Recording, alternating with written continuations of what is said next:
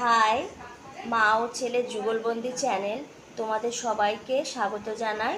আজকে আমার রেসিপি হচ্ছে উপমা, বা তোমরা ঝাল সুজিও বলতে পারো। খুব কমন রেসিপি, সবাই জানো, তাও আমি আমার মতো করে একটু বানালাম। দেখো, লাইক করো, কমেন্ট করো। আরও এরম ছোট ছোট রেসিপি বা নিত্য নতুন বাড়িতে আমরা সারাদিন কী করছি, এটাই আমি আর আমার ছেলে মিলেই এই ব্লগটি করেছি। এর মধ্যে নতুন নতুন সব কিছু তোমাদের দেখাতে থাকবো। তোমরা বলো আমাদের চ্যানেলটা কেমন হচ্ছে, তোমরাই এগিয়ে নিয়ে যেতে সাহায্য করবে। তাই আজকে আমার রেসিপিটি হচ্ছে উপমা বা ঝাল সুজি।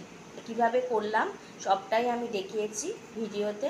তোমরা লাইক কমেন্ট করো। টাটা।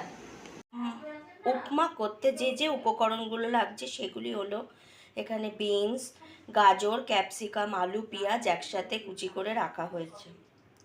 200 গ্রাম সুজি এখানে আমি নিয়েছি, এটা দিয়েই আমি উপমা করব। কড়াইয়ে একটু ঘি গরম করে নিলাম, এবার আমি সুজিটা দিয়ে একটু নেড়ে নেব। 2টো তেজপাতা দিয়ে দিলাম। এবার আমি 200 গ্রাম সুজিটা এর মধ্যে ঢেলে দিলাম। এবার একটু নাড়িয়ে নেব, দিয়ে এটাকে আমি আলাদা করে সরিয়ে রাখবো। এবার আমি সাদা তেল দিয়ে দিয়েছি, এবার এর মধ্যে সবজিগুলো আমি দিয়ে দেবো, ভেজে নেব। এবার একটু সামান্য পরিমাণ নুন আর হলুদ দিয়ে দেবো। নুন আর হলুদ দিয়ে দিয়েছি, এবার ভালো করে একটু ভেজে নেব। দেখো, এটা আমার ভাজা ভাজা হয়ে গেছে। এবার আমি সুজিটা দিয়ে দেবো। দেখো, সুজিটা দিয়ে দিয়েছি। এবার আমি এর মধ্যে চিনি দিয়ে দেবো। তোমরা স্বাদ অনুযায়ী নুন আর চিনিটা দেবে, আর মাঝে মাঝে অল্প অল্প করে একটু জল দেবো। দেখো, চিনি দিয়ে দিয়েছি, এবার নাড়িয়ে নামিয়ে নেব।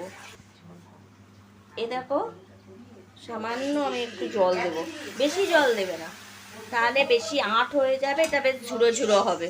দেখো, আমার সুজি হয়ে গেছে, ওপর দিয়ে আমি ঘি ছড়িয়ে নামিয়ে নেব।